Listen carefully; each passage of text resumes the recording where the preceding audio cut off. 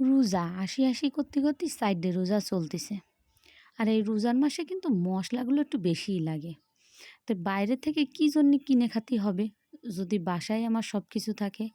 তাইতে তো এই সুগন্ধি গরম মশলাগুলো তৈরি করে নিলাম। এখানে কিন্তু অনেক পদের গরম মশলা আছে। শুধু আমি এখানে অ্যাড করি নাই শুকনো মরিচ আর জয়ফলটা। তাছাড়া বাকি সব কিছু দিছি। আর কী যে সুন্দর একটা গন্ধ বের হইছে ব্লেন্ড করার পরে, তা সে বলে বোঝাতে পারবো না। পেঁয়াজি বেগুনি আলুর চপ কিংবা মাছ ভুনা কিংবা গোশ রান্নাতে এই মশলা একটুখানি দিলে কী যে স্বাদ আসতিছে তা বলে বোঝাতে পারবো না। আমি এই যে এতক্ষণ নাড়াচাড়া করে নিলাম, বুঝতেই পারতেছেন এখানে কত রকমের মশলা আমি ব্যবহার করেছি।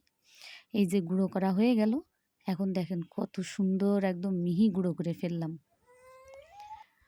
আবার সেই সাথে আমি এক্সট্রা কিছু গুঁড়োও তৈরি করে নিলাম। এই জিরে গুঁড়ো করে নিলাম, আবার পাশাপাশি একটু ধনে গুঁড়াও করে নিলাম। এইগুলোও কিন্তু গুঁড়ো করে রাখলে মাঝে মাঝে কাজে লাগে।